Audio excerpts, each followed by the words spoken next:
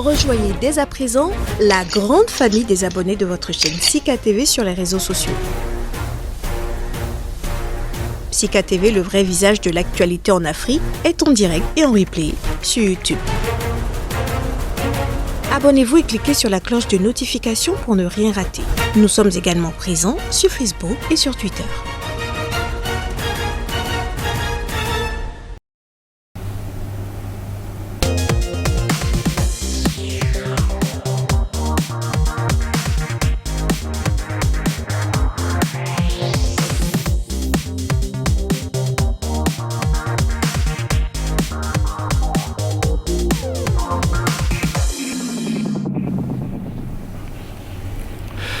La détérioration graduelle et irréversible de la capacité des reins à toujours filtrer le sang ou l'insuffisance rénale ou tout aussi l'inflammation des sinus, encore appelée la sinusite, sont des maladies chroniques auxquelles bon nombre de personnes sont confrontées.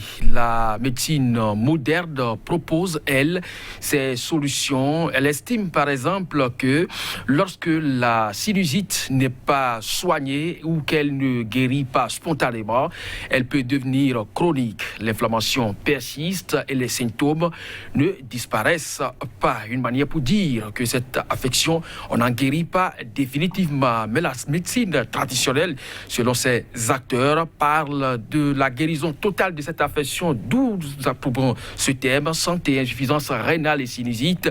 Quelle solution propose la médecine traditionnelle? Alors pour en parler, je reçois pour vous Dom Luc Armand Bodéa. Il est évêque traditionnaliste, exorciste et phytothérapeute. Évêque Bodéa, merci d'être là. Grâce et bénédiction sur vous. En face de vous, c'est Simplice Ebo, président de la grande compagnie africaine pour la restauration de la santé. Simplice Ebo, merci encore une fois d'être là. Merci à vous. Alors, évêque Bodéa, à travers cette introduction, vous réalisez qu'effectivement, la science ne reconnaît pas le traitement ou la guérison définitive de cette affection que nous appelons la sinusite, même si on va commencer par l'insuffisance rénale. Est-ce que vous êtes d'avis qu'effectivement, on ne guérit pas de cette affection? Non, c'est des affections qui se guérissent d'ailleurs, que ce soit la sinusite aiguë comme la sinusite chronique. Il y a les apports de solutions. Même en médecine moderne, ça dépend de quelle sinusite est atteint, et la guérison est toujours là. Donc si c'est bien traité, oui, bien sûr. Si bien traité, Simplice Ebo, c'est possible? Oui, c'est possible. Vous y croyez aussi? Oui, parce que moi-même, j'en avais souffert pendant 8 ans, de 2007 à 2015. De la sinusite chronique. Voilà. Et vous êtes traité par la médecine moderne? Par la médecine traditionnelle. Alors, comme je l'ai dit, on va commencer donc par les questions liées à l'insuffisance rénale, parce que c'est ces deux thèmes que nous allons parler ce matin. On peut toutefois finir aussi par les infections et même les cancers, parce que les téléspectateurs qui nous ont suivis tout dernièrement ont estimé qu'il manque aussi quelques précisions qu'ils souhaiteraient donc, alors qu'ils sont rois, on peut donc leur service là. Et là-dessus, si vous qui êtes intéressés donc par ces différentes émissions et qui souhaitez souvent nous contacter, qui rencontrent des difficultés, tapez simplement le nom de l'animateur Kodiovi Ametornou sur Facebook et vous êtes directement en contact avec moi. Vous avez donc par mon billet le numéro de nos différents invités. Vous pouvez également aller sur Ésotérisme africain sur Telegram et vous êtes toujours sur Sika pour avoir donc les contacts de nos invités. Alors, la question de l'insuffisance rénale, Simplice Ebo, quand ça se pose au niveau de la grande compagnie africaine pour la restauration de la santé, qu'est-ce que vous en dites? Merci beaucoup. Insuffisance rénale. La santé des reins dépend de deux choses. Il y a la santé de la rate et la santé de l'intestin grêle. On ne peut pas aujourd'hui détecter quelqu'un comme souffrant de l'insuffisance rénale sans que celui-là ne soit hypertendu pendant des années. C'est ça. Ce qui voudra dire qu'il a laissé son hypertension évoluer jusqu'à un niveau donné et les reins maintenant sont bouchés et l'urine ne sort plus. En ce moment, on parlera donc d'insuffisance rénale. Mais en réalité, qu'est-ce qui a bouché les reins? C'est les grosses molécules que la rate, entre-temps, a raté donc de morceler, c'est-à-dire de rendre beaucoup plus fines. Merci. Alors, quand vous parlez d'hypertension et vous parlez en même temps des grosses molécules que la rate a laissées, est-ce qu'il y a un rapport entre l'hypertension et la rate? Oui, il y a un rapport, un lien entre le fonctionnement de la rate et l'arrivée donc de l'hypertension artérielle. Évêque Boudeya, alors vous avez toujours parlé pour ce qui concerne les analyses, vous parlez d'analyse holistique au niveau de la santé africaine, surtout la médecine traditionnelle, pour prendre plusieurs dimensions à la fois. Les questions d'insuffisance rénale, vous pensez qu'en principe, la médecine moderne, traditionnelle du moins, devrait en parler? Merci, monsieur le journaliste. La médecine traditionnelle traite.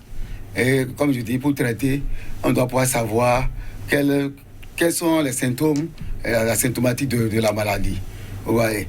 Les reins, du coup, on sait que leur fonction, c'est de filtrer le sang, à part les fonctions d'hormones qui sécrètent. Donc, aujourd'hui, si on parle de l'insuffisance rénale, il y a forcément 3 plans à avoir. C'est-à-dire pré-rénal, rénal et post-rénal.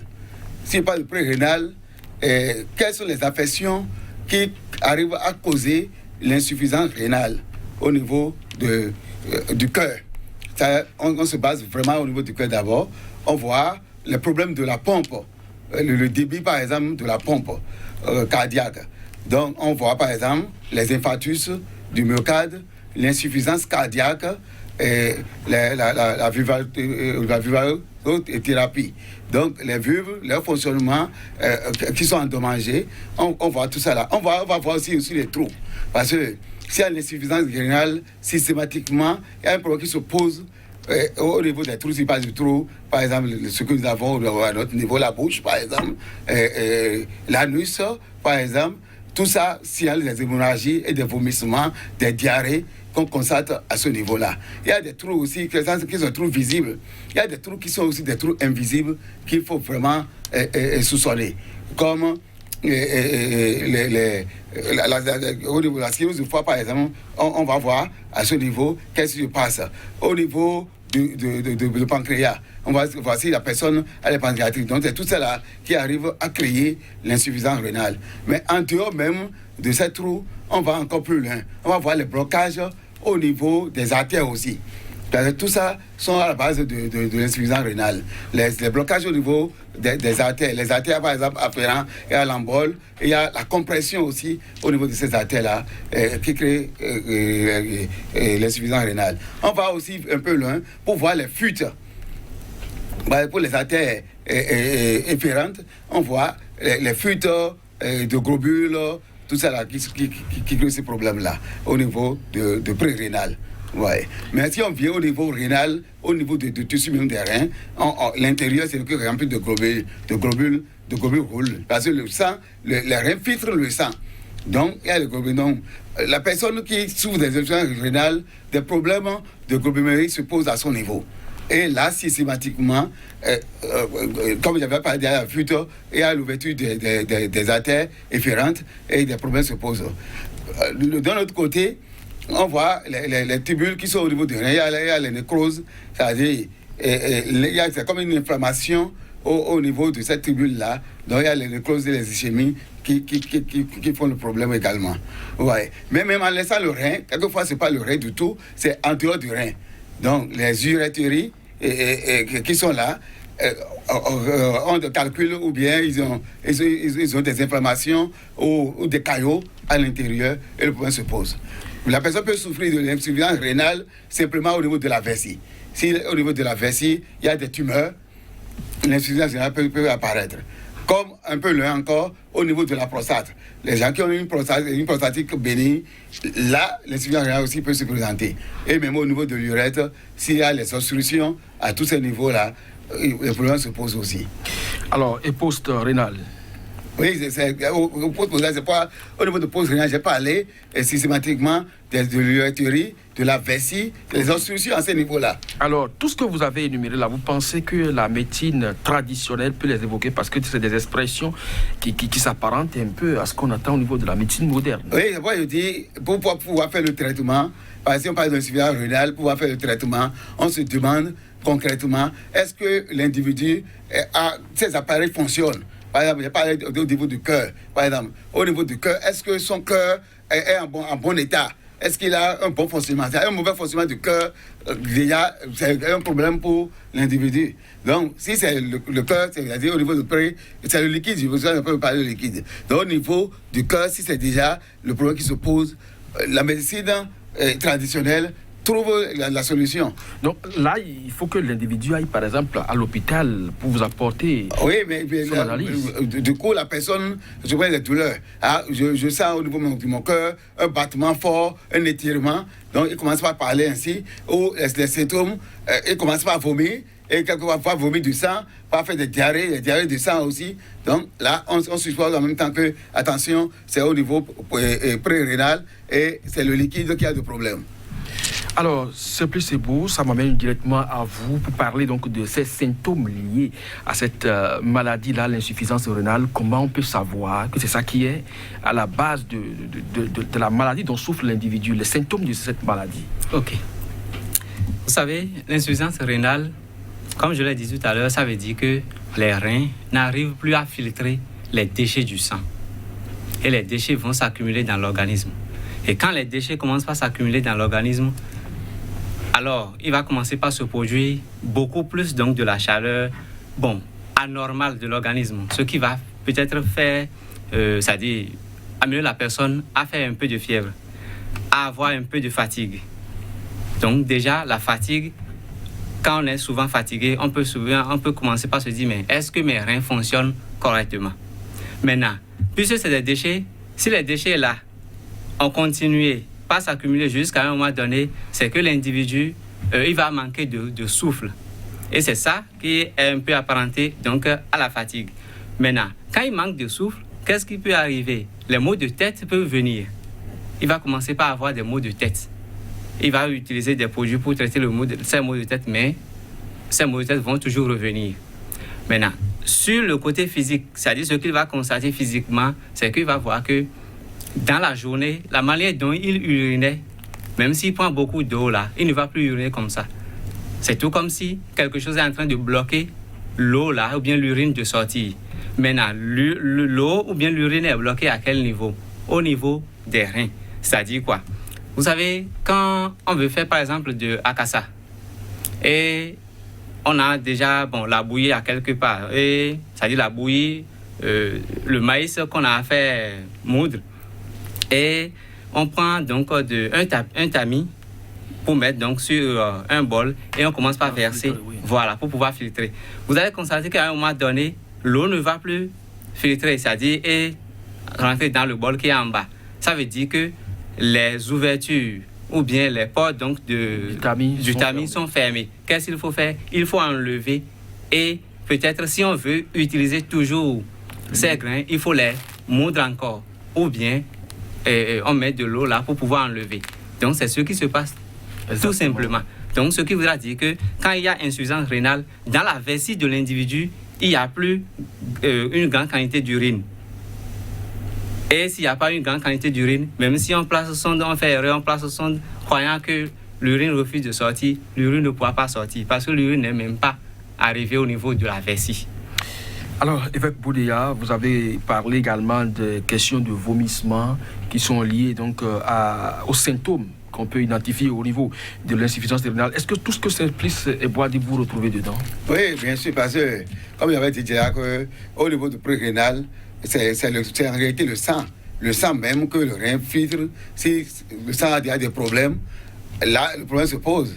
Parce que si la personne souffre de l'insuffisance cardiaque, par exemple, déjà à ce niveau, le sang qui doit pouvoir aller dans les reins, être filtré, le problème se pose déjà à ce niveau-là, simplement. Si la pompe, comme j'ai parlé de la pompe, le débit même de la pompe qui essaie de projeter le sang, si ça ne fonctionne pas, les reins aussi systématiquement de problèmes. Donc, à ce niveau, on constate tous ces problèmes-là. Mais aujourd'hui, comme on dit habituellement, ceux qui souffrent de diabète, ceux qui souffrent de l'hypertension, tous ceux-là doivent pouvoir régulièrement vraiment contrôler les reins. Parce qu'habituellement, ils ne sentent rien. C'est comme si tu as des problèmes d'insuffisance, tu ne sens rien. C'est au moment où ça devient chronique que les problèmes se posent. Donc, il faut forcément, si tu as de l'hypertension, si tu as le diabète, commence en même temps par régulièrement contrôler tes reins. Alors, c'est quoi véritablement les causes qui engendrent tout ça? Oui, les causes sont de multiformes. Il y a la maladie que je viens de citer, par exemple, là. Il y a, par exemple, le tabagisme. Il y a, par exemple, le mauvais cholestérol qui est dans le sang, qui crée ces problèmes-là. Il y a, autour de ça, il y a les infections maltraitées, par exemple, qui créent aussi ces ennuis-là.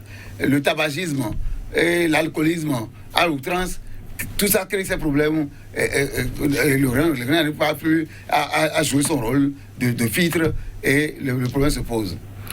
Alors, c'est plus beau quand on sait très bien que presque tout le monde prend un peu en termes de boissons. Maintenant, l'évêque parle d'alcoolisme. Oui. Maintenant, beaucoup fument ici. Il y a aussi des fumeurs passifs parce que si vous vivez avec un fumeur, forcément, les rejets de fumée qu'il dégage, vous les inhalez contre votre gré aussi. Voilà. Maintenant, le mauvais cholestérol, comment on peut l'identifier? Est-ce que c'est aussi le diagnostic que vous faites en termes de cause de la maladie? Bon, avant de répondre à votre question, je voulais revenir par rapport aux symptômes, à certains symptômes physiques de l'insuffisance rénale. Il y a les œdèmes. Qui va enfler, oui, la main, voilà. Les deux. Beaucoup plus, c'est les pieds. Ça commence souvent par les pieds. Donc, la personne va constater donc, un enflement au niveau donc, de ses pieds. Et pourquoi? Parce que l'urine qui refuse de sortir, c'est ça que l'organisme a envoyé à ce niveau. Bon, si la personne peut-être va se faire consulter donc à l'hôpital, il va faire consultation là-bas, on va lui demander le test de créatinine. Et on verra que le taux de créatinine va beaucoup plus, c'est-à-dire ce serait élevé dans son sang. Bon, la tranche normale, c'est entre 7 et 14 grammes par litre. Mais si ça dépasse les 14, là, c'est qu'il y a un petit problème qui est déjà là. D'accord. Bien, vous avez parlé de cholestérol, mauvais cholestérol. Bon, les cholestérols, il y en a de deux types. Il y a le haut calibre et le petit calibre. Maintenant, si nous prenons cholestérol, c'est, disons, ce qui accompagne toute graisse. Quand il y a graisse, ça veut dire qu'il y a cholestérol dedans. Maintenant, si ce cholestérol est de grande taille, c'est-à-dire est de grand débit, ça veut dire qu'il ne va pas causer de problèmes à l'organisme parce que les muscles donc de la poitrine ont besoin aussi de cholestérol. Si quelqu'un souffre par exemple de l'angine de poitrine, des fois quand on va à l'hôpital, on mesure donc le taux de cholestérol dans son organisme, on voit que c'est trop bas. Et on conseille à ces gens de commencer par prendre un peu d'huile. Parce qu'il y a des gens qui refusent catégoriquement de prendre de l'huile. Mais si le taux de cholestérol, bon, c'est-à-dire le type de cholestérol qui est là, c'est un bon cholestérol, alors l'individu ne va souffrir de rien parce que le cholestérol, le bon cholestérol arrive quand même à aider le sucre à être absorbé par l'organisme. Oui, l'évêque parle tout à l'heure de mauvais cholestérol. Oui. Le mauvais cholestérol, ça veut dire que c'est un cholestérol qui ne permet pas donc au sucre d'être absorbé par... Généralement, on les retrouve dans quel type d'aliments? Les mauvais cholestérols, on les retrouve beaucoup plus dans les aliments que quand vous les déposez, bon, je vais dire dans les graisses ou bien dans les huiles qui se coagulent beaucoup plus vite. C'est-à-dire, il y a des huiles maintenant. Si nous prenons par exemple l'huile d'arachide de chez nous et nous prenons les huiles raffinées, si vous les mettez dans l'ombre, quelques minutes après, vous allez voir qu'il va y avoir plus de dépôts au niveau de l'huile raffinée qu'au niveau de l'huile d'arachide naturelle. Ça veut dire que là où il y a plus de dépôts, ça veut dire que ça contient beaucoup plus donc, de mauvais cholestérol. C'est ça. Et au niveau des graisses aussi, des graisses animales aussi. Alors, évêque Boudeya, quand vous parlez donc de ce mauvais cholestérol, alors qu'on sait très bien qu'aujourd'hui nous sommes beaucoup plus enclins à l'utilisation de ces huiles importées, est-ce qu'il y a donc une menace qui plane sur la population davantage? Ah oui, bien sûr, il y a une menace.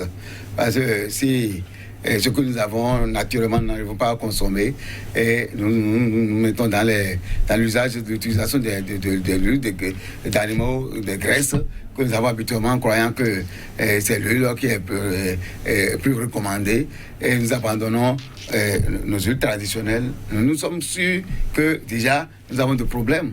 Parce qu'à partir de cet instant, nous savons que ce que nous consommons n'est pas la véritable huile à prendre. Mais quand tout à l'heure, Monsieur Ebo évoquait l'huile d'arachide de chez nous pour parler donc de ce qui est produit sur le continent africain, généralement dans certaines régions, et l'huile de coco aussi. L'huile de coco. Et on nous dit souvent que c'est des huiles qui ne sont quand même pas bonnes pour la consommation parce qu'elles remplissent de mauvais cholestérol. En tout cas, il y a beaucoup de fausses informations qui circulent. C'est pour pouvoir ces informations-là, c'est les informations du marché pour pouvoir vendre. La graisse animale qui est transformée en huile et on donne par rapport à ce qui est tiré de l'arachide ou bien de palmier et tout ça, on ne peut pas les comparer à la graisse animale. Et puis encore, la viande rouge, la graisse de la viande rouge tue beaucoup plus. C'est ça qui crée les problèmes que nous avons aujourd'hui. Alors, évêque Bouria, ça crée des problèmes. Comment il faut stopper? Comment il faut donc prévenir? Dans un premier temps, chercher à guérir. Donc, c'est vrai, on peut s'inscrire dans la dynamique que pour prévenir, déjà, il faut commencer par, comme vous l'avez dit, contrôler son taux de diabète, sa tension, éviter donc les mauvais cholestérol, le tabac, l'alcool. L'obésité, ceux qui sont obèses aussi ont des problèmes de reins, donc ils doivent pouvoir contrôler leur alimentation. Pour pouvoir aujourd'hui, il faut éviter effectivement. Nous devons. Là, ce que j'ai souligné, c'est plus que c'est pas forcément au niveau du sang même. Tu dois pouvoir avoir le bon sang qui circule dans ton organisme. Le bon sang, c'est la bonne alimentation. La bonne alimentation, une alimentation équilibrée et variée, comme nous avons dit. Et surtout, éviter, pour ceux qui ont des problèmes rénaux, ils doivent éviter les protéines. Et ça, là, c'est surtout ça. Et les lipides, au niveau des lipides, surtout les graisses animales et tout le reste d'huile, ils n'ont qu'à utiliser même s'il y a des huiles importées qui sont quand même de bonnes, l'huile d'olive, par exemple, c'est importé. Nous n'avons pas l'olive que nous plantons chez nous ici. Si on veut forcément utiliser l'importé, il vaudrait mieux utiliser ces huiles-là. Ou du coup, rester dans notre tradition, utiliser l'huile rouge ou l'huile d'arachide ou l'huile de coco, qui sont très bien chez nous encore. Alors, pour stopper au plan médicinal, les plantes, il y en existe? Bien sûr, il y en existe. Nous avons beaucoup de ces plantes pour pouvoir débloquer les reins et traiter l'insuffisance rénale. Dans notre tradition, par exemple, il y a la pisali, la pisali, ce que les gens appellent yantoto habituellement. En faisant l'infusion de yantoto régulièrement, des personnes qui souffrent de problèmes de reins et se trouvent leurs reins débloqués. Parce que le yantoto, déjà là, les pissenlits, non seulement ça purifie le sang, ça purifie aussi l'organe, le rein, les tissus, et au niveau même de pose, au niveau de l'urétrie et de la vessie, ça traite tout ça. Il y a par exemple ça que nous utilisons. Il y a la poudre par exemple de baobab que nous avons chez nous. L'écorce de baobab, qui sont les écorces qui sont très efficaces pour débloquer les reins, pour corriger l'insuffisance rénale. Il y a ces écorces-là que nous avons. Il y a les feuilles de moringa. Aujourd'hui, quand même, beaucoup de personnes savent comment il faut utiliser. Même les racines de moringa qu'on utilise en tisane pour pouvoir débloquer les reins. Nous avons tout ça chez nous. Il y a l'écorce de la racine de Cassinicola, ce que les gens appellent la rouille habituellement chez nous. Nous avons de ces écorces-là qui débloquent rapidement, correctement les reins parce qu'ils agissent si rapidement sur tout ça là. Alors, Simplice Ebo, vous avez d'autres précautions à prendre pour éviter d'en arriver à l'insuffisance rénale? En entendant de parler donc des traitements que vous proposez. Oui. Il y a des solutions pour pouvoir prévenir. D'accord, allez-y. Ce qu'il faut faire, c'est qu'il faut commencer par boire c'est-à-dire manger tout aliment fermenté ou bien toute boisson fermentée. Oui, sinon, je prends par exemple l'eau d'acassa. L'eau d'acassa, c'est fermenté, c'est bon. Ça permet donc de prévenir les insuffisances rénales. Bon, il y a l'oignon blanc aussi. L'oignon blanc, ça permet, lorsque vous prenez l'oignon blanc, vous coupez ça en petits morceaux et vous mettez de l'eau là-dessus. Pendant 12 heures de temps, vous filtrez, vous buvez. Ça peut aider donc à prévenir les insuffisances rénales. Il y a aussi bicarbonate de soude. Quand je parle de bicarbonate de soude, même à l'hôpital, quand il y a un problème d'insuffisance rénale, il y a un médicament là qu'on prescrit, c'est bicarbonate, pour que la personne commence à uriner, parce que c'est à travers l'urine que la créatinine qui a bloqué les reins là doit sortir. Donc, si la personne n'urine pas, ce n'est pas bon. Donc, ça va commencer par enlever un peu, donc au niveau donc des néphrons, c'est-à-dire les filtres de néphrons là, et puis la personne va uriner. Alors, au niveau de la grande compagnie africaine pour la restauration de la santé, quelles sont les solutions que vous proposez pour maintenant guérir de l'insuffisance rénale si, entre-temps, le mal est là? Oui, là, c'est un processus. D'abord, nous devons voir l'étape à laquelle la personne se trouve. Est-ce que c'est, aigu ou bien si c'est chronique? Parce que si c'est aigu, ça veut dire que déjà, les pieds sont enflés par moment, et puis, il voit que les urines sont un peu troubles. Bien. Si c'est chronique, ça veut dire que la personne n'arrive même plus à uriner. Si l'urine ne vient même plus dans la vessie, ce que moi je propose directement, c'est qu'il faut aller faire la dialyse pour la personne. Il faut faire ça là d'abord. Et après ça, maintenant, on peut réparer le reste. Et c'est ce que nous faisons. Maintenant, si ce n'est pas à l'étape donc, de chronicité, c'est à l'étape donc aiguë là, ce qu'il faut faire, on fait un diagnostic à la personne pour voir. Parce que j'ai toujours dit, la peau vient toujours en aide au rein. Si la peau ne fonctionne pas bien, alors les déchets vont trop s'accumuler au niveau des reins. Et on va voir si la peau fonctionne bien. Si la peau fonctionne bien, alors il n'y a pas de problème. Si la peau ne fonctionne pas bien, qu'est-ce qu'il faut faire? On va demander 2 choses. La personne va commencer par se laver avec de l'eau chaude et il va commencer par faire du sauna, c'est-à-dire le bain de vapeur. Ou bien il va commencer par faire une activité sportive pour pouvoir faire sortir la sueur.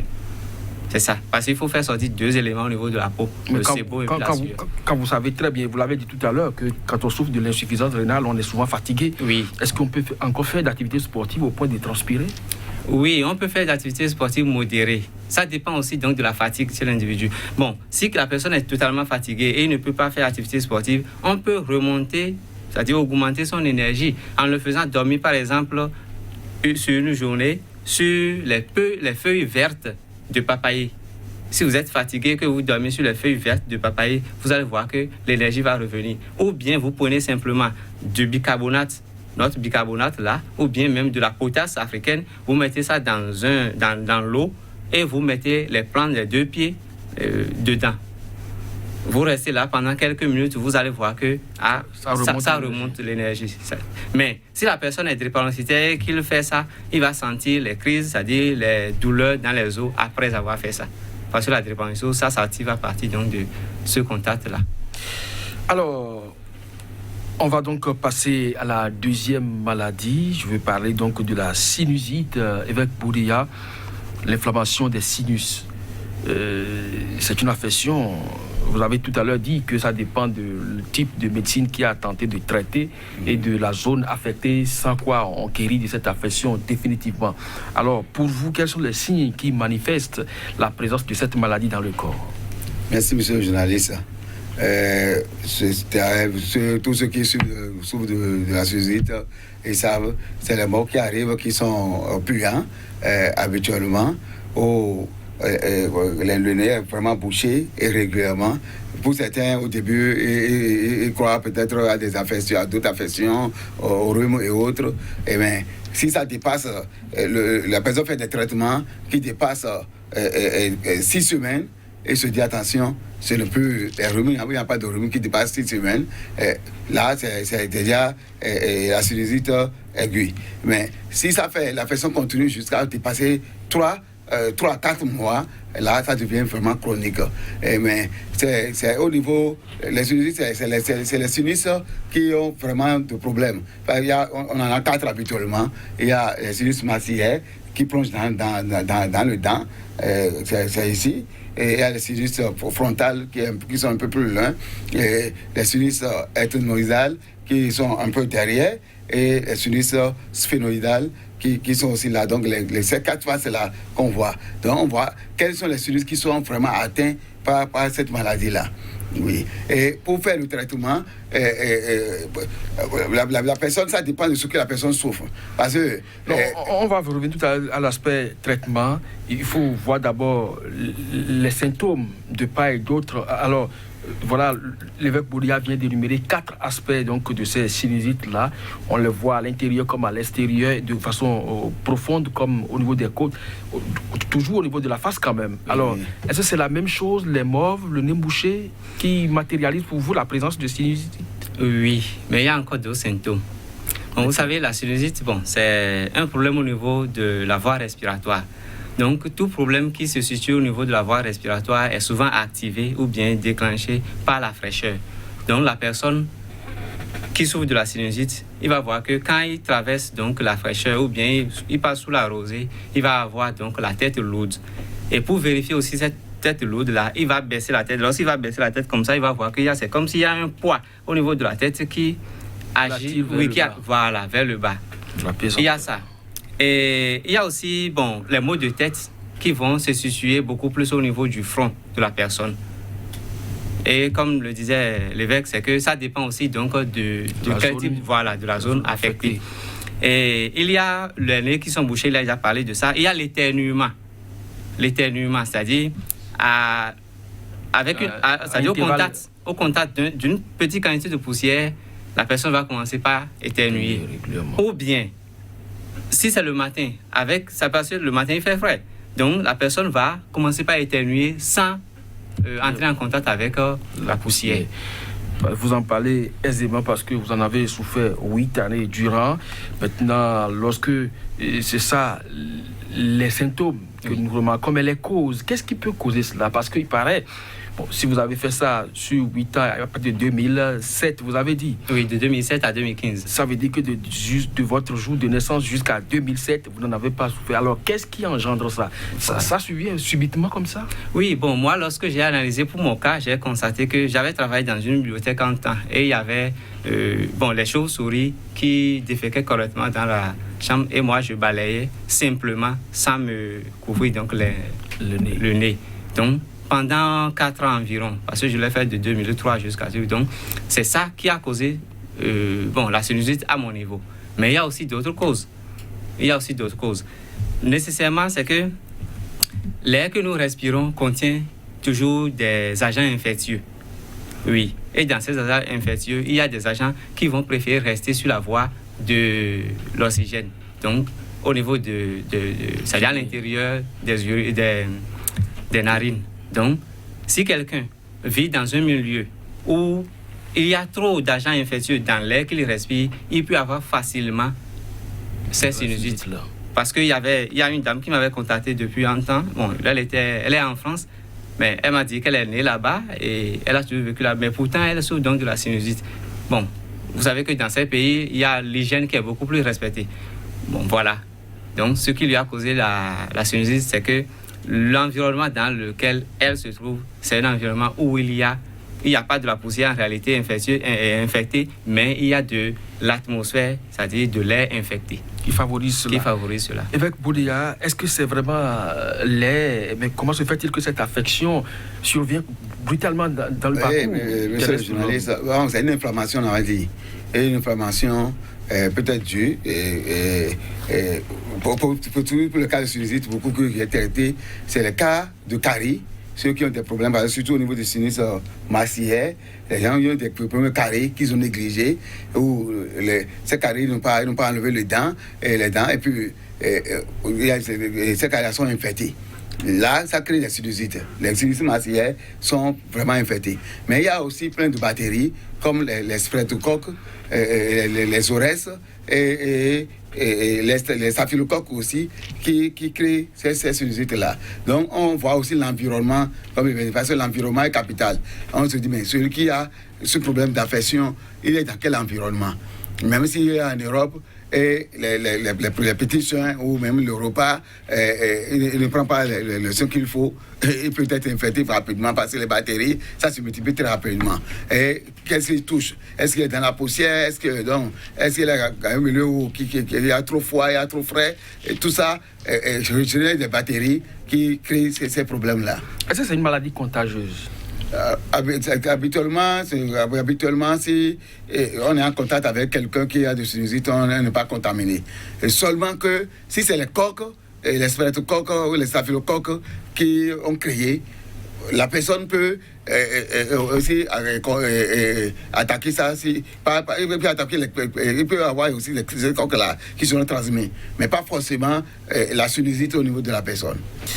Alors, on en vient donc au traitement. On peut l'éviter donc en prenant toutes ces précautions face non seulement peut-être à son milieu ambiant, mais surtout éviter la poussière. Oui. Aujourd'hui, grâce au coronavirus, chacun a son masque. Il vaut mieux donc l'utiliser dans un espace où il fait donc beaucoup frais, où il y a de la poussière en l'air.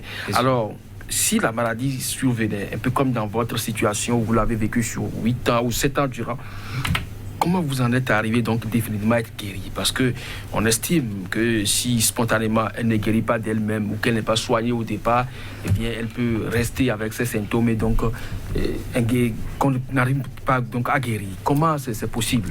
Bon, je vais donner ici une astuce, oui, qui est à la portée de tout le monde. Je vais parler de l'oignon rouge. L'oignon rouge. Si quelqu'un souffre donc de la sinusite, il va commencer par prendre de l'oignon rouge. Il prend un morceau, il commence par manger, mais il va garder une position, c'est qu'il va baisser un peu la tête.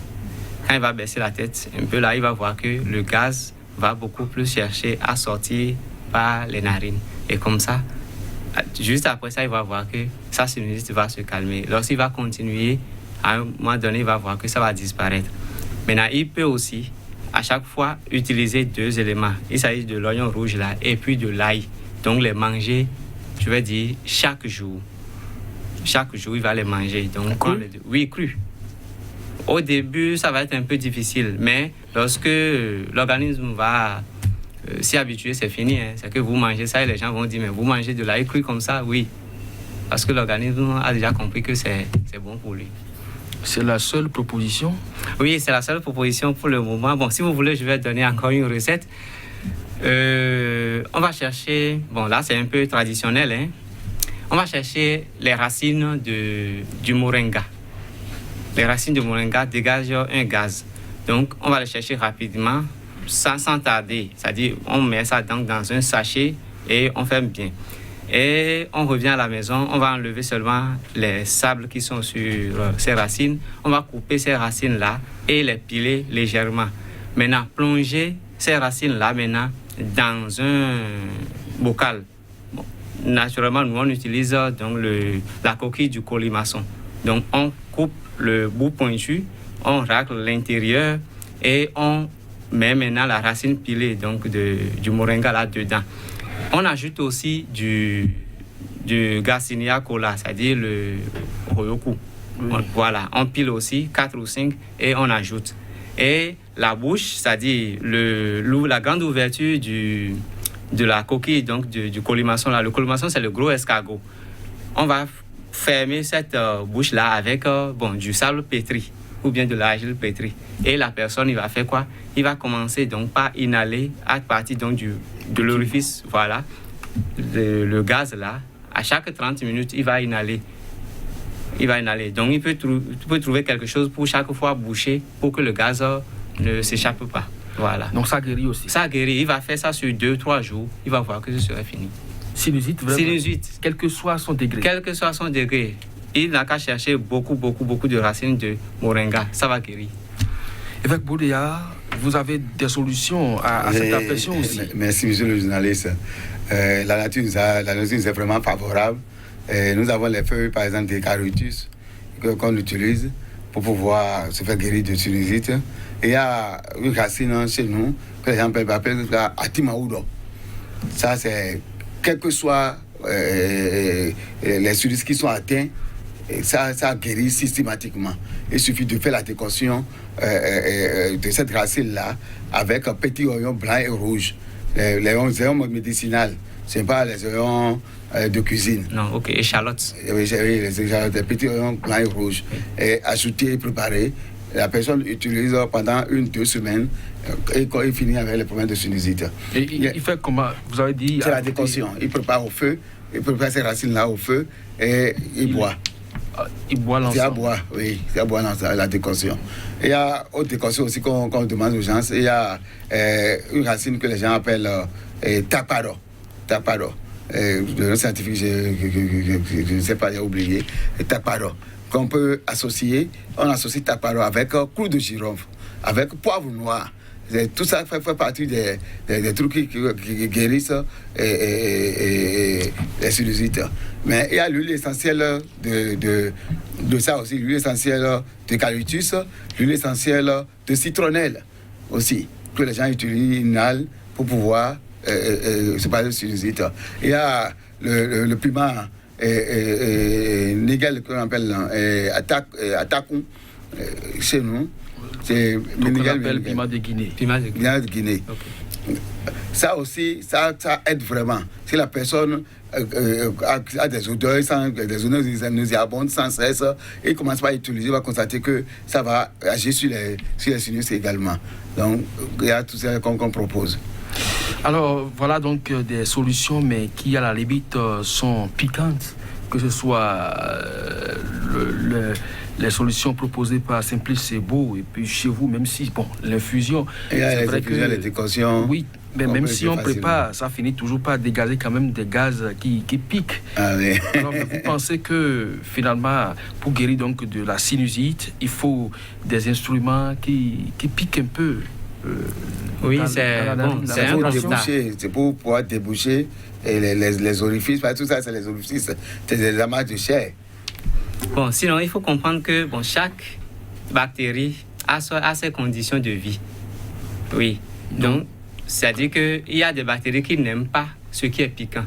Et je pense que c'est ça qui fait que, bon, tout ce que nous utilisons pour faire sortir, donc, pour sortir de ces sinusites-là, c'est des choses piquantes. Alors, donc, vous estimez, pour votre part, avec Bodéa, que cette affection, quelle qu'elle soit, peut être guérie définitivement? Définitivement, en utilisant... Parce que vous savez que... Il n'y a pas de racines qui règlent ces problèmes-là définitivement. Et c'est chez nous, c'est au marché. C'est au marché. Si la personne veut plus aller, parce que ça dépend, comme il avait dit, ici, c'est les sinusites aiguës, où il faut rapidement traiter, en faisant une décoction de Atimaouro, de l'échalote, un petit blanc rouge, et Takparo avec le cours de girofle. Rapidement, on passe. Oui, rapidement, très rapidement. Alors, Simplice, c'est beau. Oui, définitivement, vous en êtes guéri. Vous êtes donc un exemple pour ceux qui vous suivent aujourd'hui. Mais quelle solution parmi les 3 que vous avez énumérées, vous avez appliquées? Bon, au début, j'avais commencé par les oignons. Les oignons rouges, là, que j'ai donné tout à l'heure. Mais après, j'ai découvert la recette donc des racines de moringa. Mais il n'y avait pas... Bon, je n'en trouvais pas beaucoup parce que pour trouver même la racine là, vous allez creuser fatigué. Mais il y a une autre recette qu'on m'a donnée en 2015 et c'est ça qui m'a guéri. Bon, vous voulez que je donne ça? Oui, forcément, parce que les gens en ont besoin. D'accord, ok, c'est très bien. Ces 2 éléments que vous allez associer, vous allez prendre les feuilles de Nyalolu. Les feuilles de Nyalolu. Ce qu'on appelle chayo en français. Vous allez, feuilles fraîches vertes, vous allez faire sécher ça dans l'ombre pour que ça soit toujours vert. Et vous allez ajouter maintenant, je vais dire, le nombre de feuilles que vous aviez prises là, ça doit être le même nombre de grains de atakon, c'est-à-dire de piment de Guinée. Piment de Guinée. Oui. Et vous allez écraser. C'est pour que ça ne soit pas trop piquant que j'ai donné donc ces quantités-là comme ça. Donc, vous allez écraser les 2 éléments pour avoir une poudre. Et cette poudre-là, maintenant, vous allez commencer donc par inhaler ça. Donc, chiquer comme on fait avec le tabac là. Vous allez envoyer dans chaque narine, je vais dire 3 ou 4 fois dans la journée. Vous pouvez aller même jusqu'à 6 fois dans la journée si vous êtes libre. Ça fait pas mal? Au début, c'est-à-dire, ça fait un peu mal. Mais après, ça ne fait plus mal. Même si les narines sont bouchées n'importe comment, si vous envoyez une fois, c'est que vous allez voir que ça va se déboucher. Et maintenant, le produit va sortir comment? Vous allez voir que 3 minutes, 5 minutes plus tard, le produit va finir de travailler au niveau des sinus et chercher à sortir. Et ça va sortir, bon, vous allez cracher et c'est fini comme ça. Vous allez continuer jusqu'à ce que ça finisse. Si c'est trop, c'est 3 semaines. Hein. Oui, si c'est trop, c'est 3 semaines. Maintenant, il y a quelque chose qu'il faut noter à ce niveau. Le produit là n'aime pas la fraîcheur. Donc, si vous voyez que vous venez de vous laver, il ne faut pas utiliser ça. Si vous utilisez ça, vous allez voir que ça va encore même boucher vos narines beaucoup plus. Ou bien, si vous finissez d'utiliser ça, il ne faut pas rentrer sous la douche en même temps. Il faut attendre au moins 1h, 1h30. Maintenant, s'il arrivait que vous aviez mal utilisé le produit, ou bien vous avez laissé le produit ouvert et que l'air rentre dedans et que c'est devenu un peu frais, voilà, vous allez voir que si vous utilisez ça, ça va boucher les narines et ça ne va plus sortir comme il le faut. Qu'est-ce qu'il faut faire en ce moment? Vous allez chauffer de l'eau, y mettre un peu donc de sel et vous mettez vos 2 plantes de pied dedans. Si c'est trop, c'est 5 minutes, vous allez voir, les narines vont se déboucher, le produit va sortir. Alors, évêque Boudia, tout dernièrement, nous avons parlé déjà de ces affections ici, mais des téléspectateurs estiment qu'il faut revenir plus amplement sur certains aspects. Je ne sais pas lesquels les intéressent vraiment parce que chacun a sa maladie. On parle de cancer de peau, donc je pense que c'est beaucoup plus de cancer de gorge qu'il faut leur parler parce que c'est de ça, eux, ils souffrent. Et comme je l'ai dit souvent sur cette émission, nous n'en sommes pas des spécialistes pour ce qui me concerne, mais c'est vous qui en parlez, donc c'est vous qui détenez les recettes. Et donc, même si vous suivez en tant que passionné donc, de cette émission ici et ailleurs, et surtout des plantes, des recettes que les invités donnent, le mieux c'est toujours de les appeler pour avoir plus de précision parce qu'il faut revenir donc sur chaque affection pour voir et réaliser qu'il y a beaucoup d'autres recettes qui sont quand même en vue.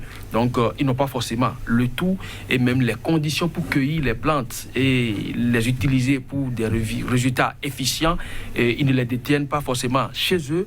Les qualités de plantes aussi ne sont pas forcément les mêmes parce que généralement vous dites qu'il faut chercher des plantes naturelles. Or, nos jardins, on sait comment on les traite aujourd'hui. Alors, les questions de cancer, vous en parlez aussi, évêque Boudia? Oui, bien sûr, monsieur le journaliste. Aujourd'hui, le cancer intéresse tout le monde et personne ne peut rester à marge de ce cancer-là. Parce qu'il y en existe plusieurs. Il y en existe cancer de peau, cancer de poumon, cancer des reins, cancer de côlon, cancer de poitrine. Donc, il y en existe beaucoup et on se dit attention, tout le monde doit pouvoir se lever pour pouvoir lutter contre les cancers. Alors, ça voudra simplement dire qu'à chaque cancer, son traitement? Bien sûr, oui. À chaque cancer, son traitement. Mais tout ce qui est, par exemple, lié au corps, si je prends par exemple l'oreille, s'il y a cancer d'oreille, de poitrine, à la comment que si, par exemple, si on parle de cancer, on voit au moins 3 étapes d'abord. On peut faire un traitement général pour tout cancer, c'est de renforcer son système immunitaire. Parce que si ton système immunitaire est totalement renforcé, n'importe quel cancer qui arrive, tu ne seras pas atteint, tes organes ne seront pas aussi attaqués par les cellules cancérigènes. Donc si son système immunitaire est bien renforcé, aucun problème se pose. Et aujourd'hui, tout le monde est en train de courir pour que nous ayons notre système immunitaire très renforcé. Oui. Alors, vous avez parlé de 3 aspects, donc il faut... Oui, les aspects qu'on voit systématiquement au niveau des cancers, par exemple, au début, c'est des tumeurs. Là, on dit attention, il y a un organe, il y a un amas de chair qui est formé, qu'est-ce que ça veut devenir? On ne sait pas si plus tard ça va réclamer. Et ça va donner ça serait ça va donner des métastases pour continuer. Donc on reste là, on dit encore je sens des trucs, ça c'est des tumeurs. Ensuite peut-être c'est des ganglions qui sont aussi là. Donc on voit que c'est des ganglions et ensuite on dit maintenant que là c'est fini, il y a déjà les métastases. Donc là nous sommes en plein dans le cancer. Alors, avant de revenir donc aux infections tout à l'heure, c'est beau, je crois que vous avez déjà dit ici, rappelé plusieurs fois la question de l'immunité du corps, c'est-à-dire son système immunitaire. Ça revient encore avec l'évêque Boudia. Quelle est sa place pour prévenir les cancers chez vous? Oui, l'immunité de l'organisme, c'est, disons, une base pour lutter contre tout ce qui se passe dans l'organisme de façon anormale. Bon, si nous voulons classer par exemple les maladies, il y a les maladies dégénératives et les maladies infectieuses, si on veut seulement prendre, c'est-à-dire les grandes catégories. Et l'immunité, il a parlé de l'immunité, c'est vrai. Si vous renforcez votre immunité, votre système immunitaire, ça veut dire que les cellules de l'organisme vont fonctionner normalement. Et quand les cellules fonctionnent normalement, ça veut dire qu'elles doivent mourir aussi normalement. Et si nous parlons donc du système du cancer, je veux dire, si nous parlons du cancer, ça veut dire que les cellules ont refusé donc de mourir et sont à une étape, c'est-à-dire qui est entre la mort et la vie. Et elles continuent quand même de se multiplier. Mais si on renforce l'immunité, vous allez voir que l'individu va retrouver sa santé. Et qu'est-ce qui peut renforcer aussi l'immunité de l'individu? C'est le nombre de cellules de CD4 et le nombre de cellules de CD8. Ça devient compliqué. Bon, ce n'est pas compliqué. C'est des globules blancs qui luttent contre un dysfonctionnement des cellules. Oui, c'est des globules blancs. S'il y a affection, ou bien il y a infection, par exemple, il y a un corps étranger qui est venu, c'est ces cellules-là qui doivent faire donc la défense. Les cellules CD, je parle de CD8 et de CD4. Et les feuilles de manguier, par exemple, augmentent ces nombres donc, de cellules. Donc, juste en faire une infusion et prendre... Une décoction. OK. Oui. Et la recette, je peux revenir sur la recette que j'avais donnée la fois passée quand même. Il y a les feuilles donc, de manguier, feuilles fraîches, donc de manguier naturel bien sûr, plus les feuilles de Cassia occidentalis, c'est-à-dire le faux quinqueliba, et les feuilles de Dessré, c'est-à-dire le Neubuldia levis. Donc, on prépare Hysope africaine. On prépare tout ça et on commence par boire correctement. Parce que le cancer, vous savez, c'est un sujet qui m'intéresse particulièrement parce que ma femme en avait souffert. Pour elle, c'était le cancer du sein. Oui. Au début, j'avais commencé avec le vinaigre de cidre. Je lui ai donné du vinaigre de cidre, elle a bu. Bon, et après, ça a disparu. Mais quelques temps après, ça a repris. Ça y est, c'est revenu. Mais lorsque, depuis 8 ans que j'ai utilisé la recette que je viens de donner, composée de ces 3 plantes-là, ce n'est plus revenu jusqu'à présent. Le cancer du sein. Oui, le cancer du sein. Parce qu'en temps, le cancer, c'est-à-dire, le sein même s'était éclaté, on regardait même à l'intérieur du sein, là. Et vous l'avez guéri? Oui, je l'ai guéri. Elle est là? Oui. Sans chimiothérapie? Sans chimiothérapie. Et il y a aussi quelqu'un que j'avais guéri aussi de cancer de bouche, avec la même recette. Avec Boudia, vous y croyez? Oui, c'est des affections très fréquentes au centre. Les gens viennent pour parler du sein. C'est les nodules au début. Après, on constate des détails un peu partout, des boules qui sortent un peu autour du sein. Au bout du cancer, il y a la chimio naturelle qu'il faut préparer, comme ce qu'il vient de dire. Ce que moi je dis, il y a par exemple le curcuma que nous avons naturellement, s'il y a des nodules ou des tumeurs, comme j'avais dit au début, ou des ganglions, à force d'utiliser de curcuma régulièrement, on constate que ces nodules et ces ganglions sont phagocytés systématiquement. Même si la personne commence par parler des nodules dans le sein de façon répétée, même les douleurs, les nodules sont dans des douleurs, ils commencent par utiliser de curcuma. Mais chez nous aussi, il y a les corosols, que ce soit les corosols sauvages et ce que l'on appelle ayongulé. Chez nous, on utilise, que ce soit les feuilles, l'écorce et la racine, on utilise pour pouvoir lutter contre les cancers. Il y a le fruit et les feuilles aussi de ce chap-chap que les gens appellent ça, corosol du blanc, que les gens appellent ça l'autre, c'est corosol sauvage. Donc tout ça lutte vraiment contre les cancers. Et il y a pas mal de racines chez nous. Il y a une petite racine très amère que les gens appellent agboaguendo aussi, qui réduisent facilement. Même si le cancer déjà a une phase terminale, on utilise ça. Alors, quand vous parlez de nodules, ça me rappelle un peu aussi les myomes et les kystes qui se forment au niveau donc, de l'appareil reproducteur, surtout chez la femme, beaucoup plus. Est-ce que vous pensez que les mêmes solutions sont applicables à ce niveau? Non, ici, effectivement, pour les kystes, les myomes, les fibromes utérins, c'est déjà des amas de cellules qui se forment et il y a des trucs spécifiques qu'on utilise. Et nous avons tout ça chez nous. Les 4 côtés qu'on appelle l'India et la racine, l'écorce de baobab par exemple, ça élimine les kystes et les fibromes. Mais au niveau des cancers, je demande de commencer avec la poudre de curcuma et d'associer les autres, vous allez constater rapidement. Mais quand ça très bien que l'écorce, surtout le baobab par exemple, quand les enfants sont chétifs et autres, on demande. On utilise pour on les donne à boire et on les douche pour qu'ils puissent grossir. Oui. Maintenant, prendre l'écorce, est-ce que vous ne pensez pas que la femme va grossir davantage? Non, du tout.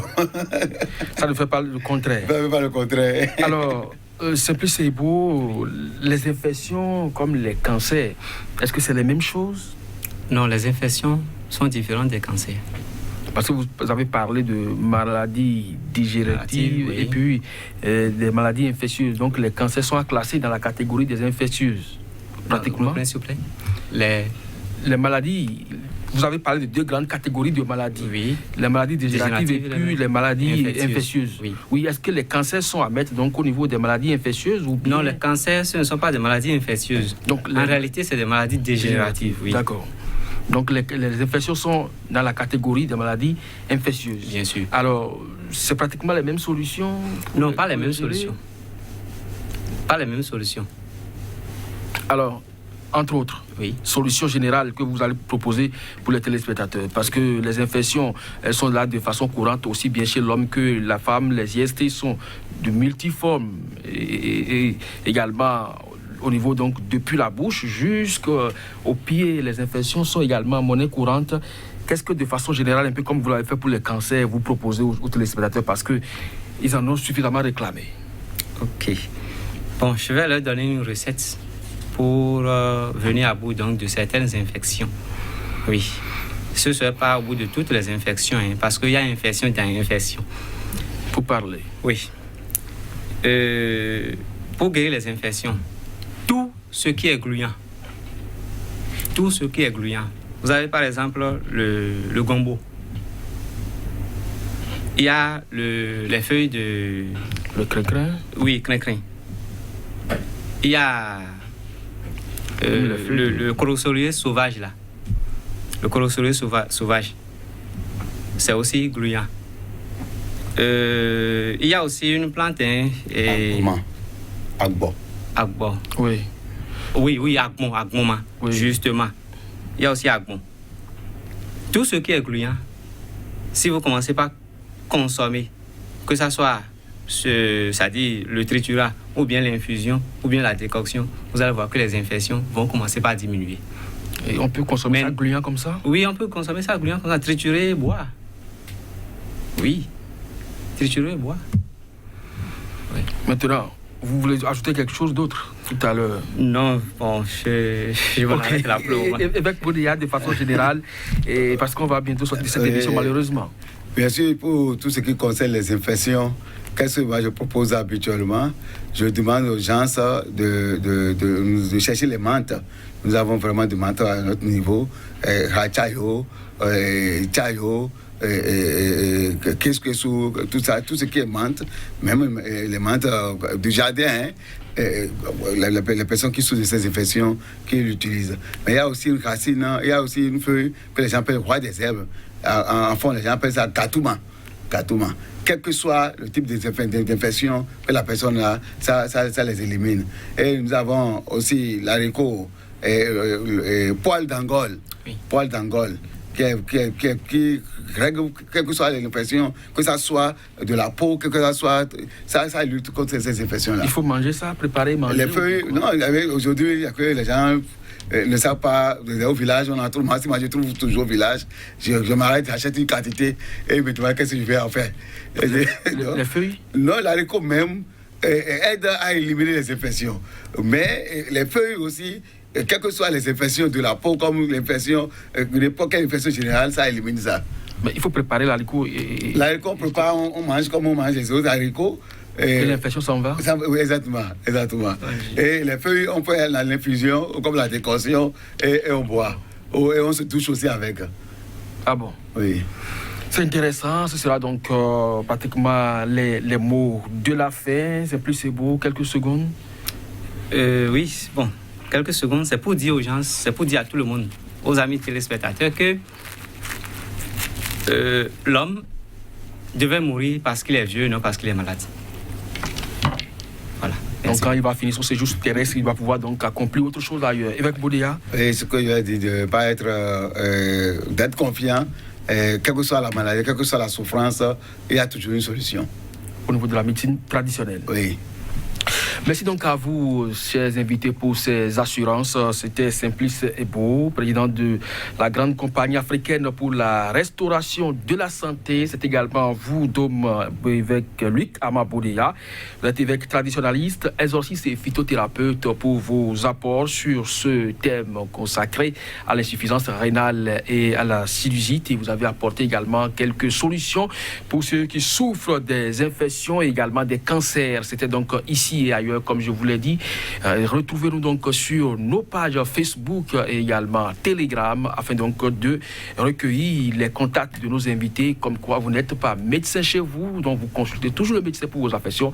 Donc les traditionnalistes, il faut donc les contacter pour plus ample prise en charge. À chacun et à tous, merci encore une fois et à très bientôt.